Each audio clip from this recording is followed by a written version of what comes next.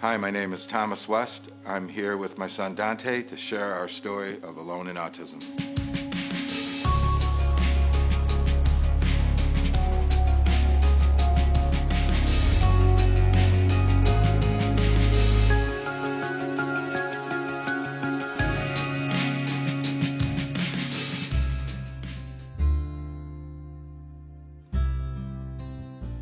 Family. It was a tough struggle when Dante was diagnosed. Family separated.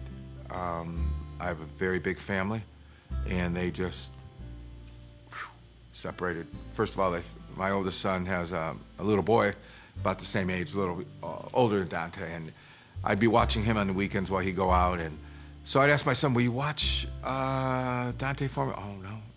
They thought it was a disease. Like somebody's going to catch it." So I want parents to understand that families don't understand what autism is about, so they will alienate you, and you'll find yourself alone. You will find yourself trying to figure this out on your own, because family they don't know where to begin at. They don't know how to handle it. My family couldn't handle it. They couldn't handle the meltdowns. They couldn't handle anything that was in his world. So actually, it was my situation that I had to handle, and it was a difficult road. It was a difficult road because I didn't have a support system. I think that made me stronger, because I knew that I had to do this, and I had to make sure this was going to happen one way or another. Parents don't have a lot of support. They don't. But that's what it's having those groups out there to get involved with, all the autism groups that are out there for the families to.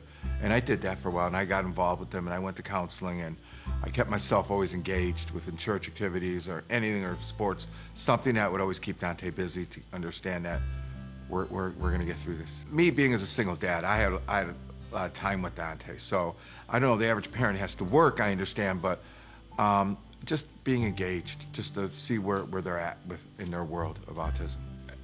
As the time went by, Dante, I put him into sports, and he just would not get involved with anything that I wanted him to be a part of other children, and I wanted him to engage with other children, and I just could not see him just being solo, sitting in the house and just falling apart.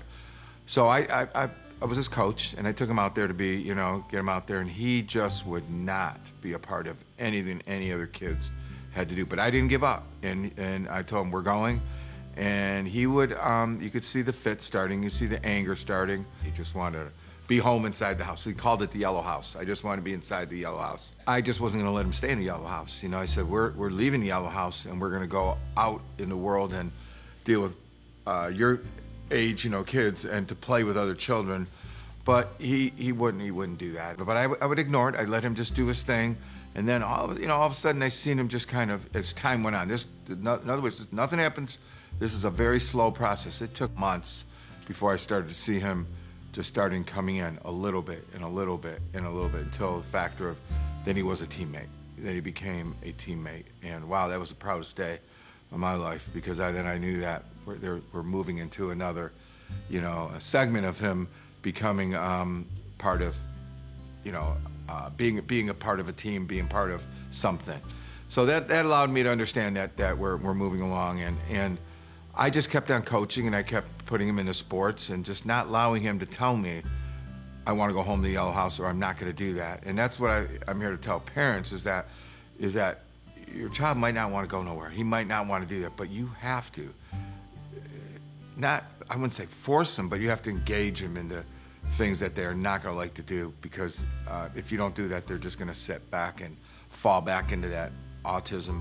The autism will always be there. It's how you direct it and how you maintain it, and how you focus them to go out there in the world, because their choices are, I just want to sit back, and I don't want to do any of that. And I see a lot of that today, and it really, really interrupts my world when I see kids that are having been engaged in the world. And key things about sports is just bringing him out there and letting him be a part of what's out there, and you not being so structured about what he's doing. Just more or less, if he's doing nothing and he's just out there walking in circles, at least he knows that his teammates are out there in his mind, and that he's out there. And then we're not going home. Dante has been one of those that did not want to go out, but I, as a dad, that made sure that I figured, as social as I am, you're going to become social.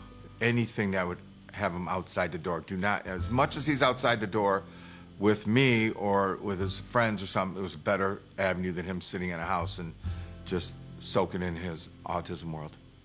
And then, after a while, he just became part of the team.